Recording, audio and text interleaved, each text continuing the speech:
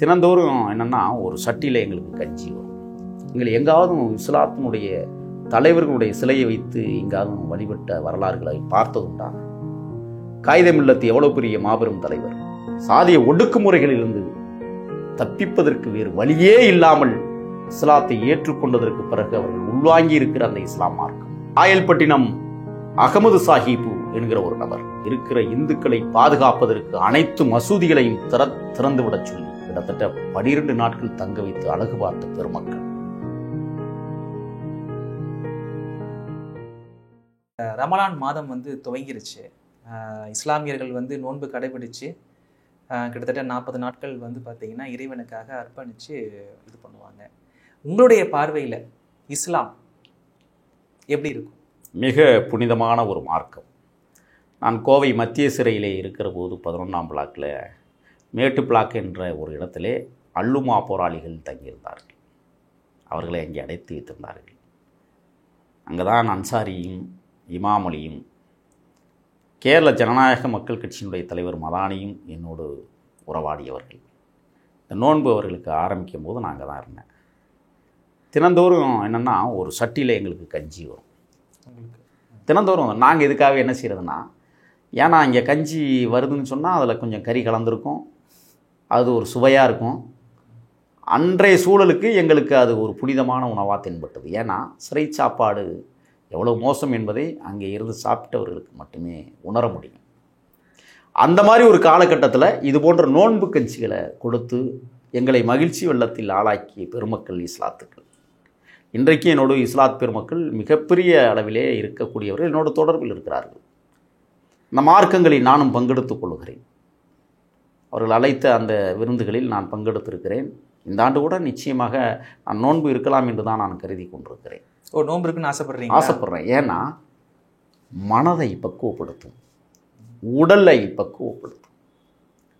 அதிகாலை 4 மணிக்கு நீ சாப்பிட்டா போதும், அதுக்கப்புறம் நீ இரவு முழுக்க பகலில் சாப்பிட்றாத. ஆண்டு முழுவதும் நாம் எதையோ போட்டு உள்ளே அரைச்சிக்கிட்டு இருக்கு. ஆனால் இந்த 48 நாட்கள் அதற்கு ஓய்வு கொடுக்கிற நாளாகத்தான் இந்த புனித ரமலான் மார்க்கம். உடலை பக்குவப்படுத்துவதற்கு, மனதை திடப்படுத்துவதற்கான ஒரு மாதம். இன்னொன்று சகோதரத்துவம். ஒருவரை ஒருவர் கட்டி ஆரத்தழுவி இறைவனை அந்த வேண்டுகிற அந்த இடம் உண்மையான மார்க்கமாக அவர்கள் சொல்கிற உருவ வழிபாடு இல்லை. இந்த புழுத்து போன இந்து மதத்தில் இருக்கிறது மாதிரி லட்சக்கணக்கான கடவுள்கள் இல்லை. ஒரு கடவுளும் நம்மளை காப்பாற்றலைங்கிறது வேறு. நீங்கள் எங்காவது இஸ்லாத்தினுடைய தலைவர்களுடைய சிலையை வைத்து எங்காவது வழிபட்ட வரலாறுகளை பார்த்ததுண்டா? காயிதமில்லத்து எவ்வளோ பெரிய மாபெரும் தலைவர், எங்கேயாவது சிலை இருக்கா? ஏன் இல்லை? தன் முகத்தை கூட அவர்கள் அடுத்த சந்ததியினருக்கு காட்டாமல் மார்க்கத்தை உள்வாங்கி கொண்டதால் இறைவன் ஒருவனே என்கிற தத்துவத்தை இந்த உலகத்திற்கு தந்தவர்கள். அவன் எப்படி வேண்டுமானாலும் இருப்பான், அவனுக்கு உருவங்கள் கிடையாது. ஆக இந்த மார்க்கம் ஒரு மிகப்பெரிய புனிதமான மார்க்கம்.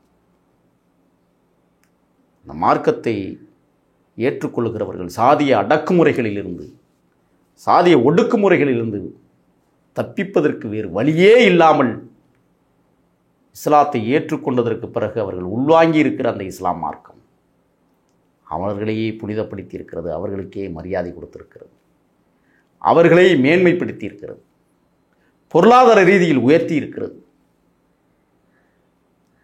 உலகம் முழுவதும் நிறைந்து கிடக்கிறது இஸ்லாம். ஆக இந்த புனித மாதமாக இந்த மாதம் தோன்றி இருக்கிறது. 48 நாட்கள் அவர்கள் தன் உடலை வருத்தி உள்ளத்தை மெருகேற்றி இல்லாதவருக்கு இயன்றதை உதவி செய்கிற இடமாக ஒவ்வொரு மசூதிகளும் இன்றைக்கும் இருந்து கொண்டிருக்கிறது. எடுத்துக்காட்டு, காயல்பட்டினத்தில் அண்மையிலே ஏற்பட்ட மிகப்பெரிய மழை பெருவெள்ளம். இந்த பெருவெள்ளத்தில் இருக்கிற அனைத்து மசூதிகளையும் அவர்கள் திறந்து விட்டார்கள். வாருங்கள், உங்களை பாதுகாப்பதற்கு மசூதிகள் இருக்கிறது என்று அறிவித்தார்கள். ஜும்மா மசூதிகள் அங்கே அறிவித்தார்கள். காயல்பட்டினம் அகமது சாஹிபு என்கிற ஒரு நபர், என்னுடைய இனிய நண்பர், இருக்கிற இந்துக்களை பாதுகாப்பதற்கு அனைத்து மசூதிகளையும் திறந்துவிடச் சொல்லி அனைத்து மசூதிகளிலும் அவர்களுக்கு உணவுப் பொட்டலங்கள் கொடுத்து கிட்டத்தட்ட 12 நாட்கள் தங்க வைத்து அழகு பார்த்த பெருமக்கள். யார் செய்தார்கள்? எந்த இந்து திருத்தலம் திறந்து விடப்பட்டது? இல்லை அங்கே இருக்கிற கடவுள், எந்த கடவுள் அவர்களை காப்பாற்றியது? அந்த புனிதமான செயலை செய்வதால் தான் இந்த புனித ரமலான் மாதம் தொடங்கியிருக்கிறது.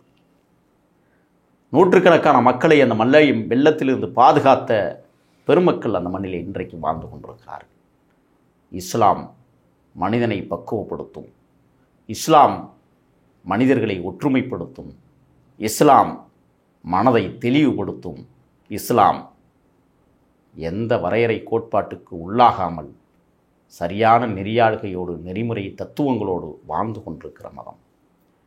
இறைவன் ஒருவனே, அவனே இறை தூதர். அவர்தான் எங்களுக்கு வழிகாட்டி, கடவுள் கூட இல்லை, எங்களுக்கு வழிகாட்டுகின்ற தத்துவத்தை உள்வாங்கிய பெருமக்கள் இஸ்லாத் பெருமக்கள்.